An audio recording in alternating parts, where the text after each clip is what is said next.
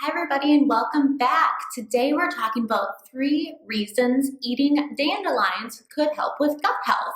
So I'm going to talk about these 3 reasons and then I'm going to share how you could incorporate this into your eating, what forms you could take it in, and also some safety concerns that some people should really be mindful of because it's not going to be safe for everybody, which is actually pretty common in medicine and nutrition.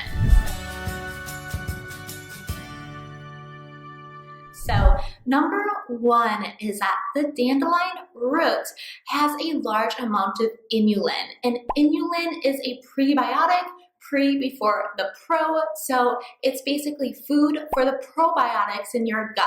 So those good bacteria will eat the inulin in the dandelion root and it's going to help them to grow. It's their food, and we know that more diversity in bacteria in our gut is tied to better health outcomes. Now, another thing that inulin can help with is stabilizing blood sugars because it's a prebiotic, it's a type of fiber, and so if you have diabetes or pre-diabetes, this can really help to keep your blood sugars stable. Now, I want to cut in here and share a little bit about the background of using dandelions as food and as medicine. So dandelions have been traditionally used in Chinese medicine. They've been used by 22 Native American tribes. And in Germany, it's been approved by Germany's Commission E, which is basically their scientific advisory board to help with dyspepsia, so indigestion, to help with bile flow, and to help with low appetite. So that's pretty significant.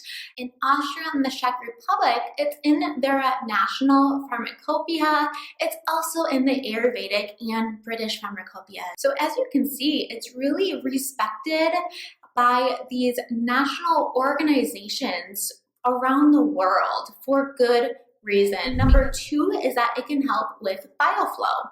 So as mentioned, in Germany, as a part of their National Scientific Advisory Board, improving bile flow is a use that they have recognized for dandelion. So what this does is basically bile is created in the liver, stored in the gallbladder, and when you eat a meal, that gallbladder releases a bolus of bile into the small intestine. So mouth, esophagus, stomach, small intestine, and that's where this bile is released, and that's going to help to absorb fat.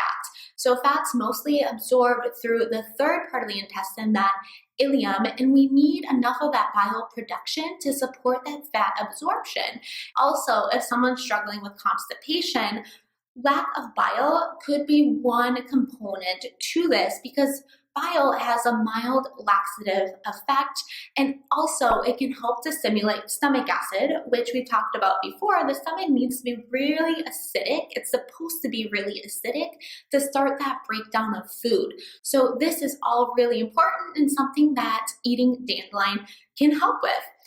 So before we dive into number 3, I want to share a free guide that we have available for you. It's 5 ways to improve gut health and end food intolerances for good.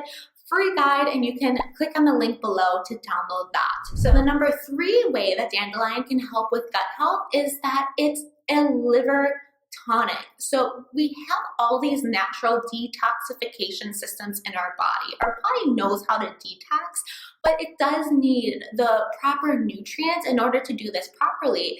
And dandelion can actually help and assist this process of these detoxification systems through the liver. And this can help with things like hormone imbalance, which could help in a roundabout way with things like skin health because of how all of that is tied in with proper functioning and the needing proper functioning of the whole gastrointestinal tract. All right, so before we dive into how you can eat and take dandelion, I want to share 3 additional benefits beyond what I just mentioned. So the first one is it has powerful anti-inflammatory benefits. So this could really help to improve your immune system.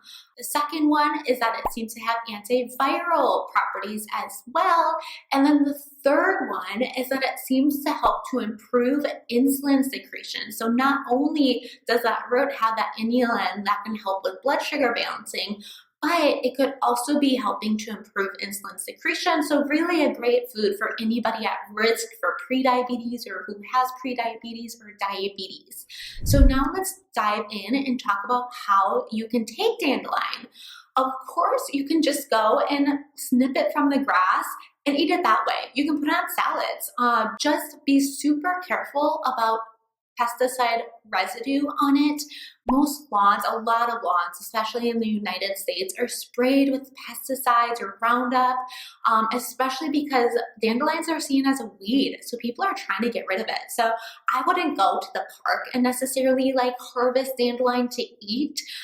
If in your yard, you know that you're not spraying chemicals on your grass, that would be probably the most ideal way that you can get in some good quality dandelions.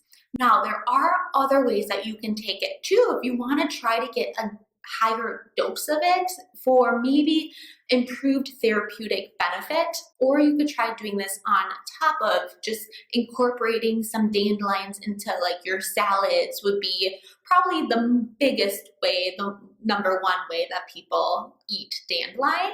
So these other ways are that you could take a tincture of dandelion. So it would come in probably an alcohol suspension, and you could take a dose of that about 20 minutes before a meal, and that could help to rev up that everything that we talked about, right? That bile secretion, and help to basically absorb your meal because of those things that we already talked about. And then another way is, of course, dandelion tea. So you could go to your store. It's becoming more popular, so it's probably easier to find as a tea, or you could dry it out yourself if, again, you have a yard that's not sprayed. Just clip in. This is a more affordable way to get it in. You can just take about 1 to 2 teaspoons and 1 cup of water, steep it for about 15 minutes, and you can drink that about 1 to 3 times a day, and just do that for a week and see if you notice any benefit. Now, the last way that you could take dandelion is in a capsule form, but this isn't as common. I actually don't think I've ever seen a 100% dandelion capsule. It's usually a combination product that's working to help support detox pathways or, support bile production or something of that sort. But always starting with real whole quality foods is going to be best.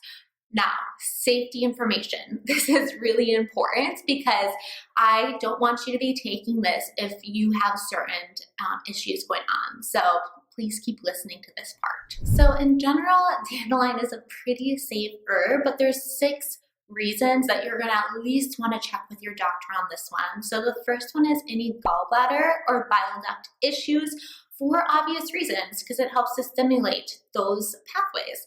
The second one is any sort of kidney issues, so like chronic kidney disease or obviously kidney failure.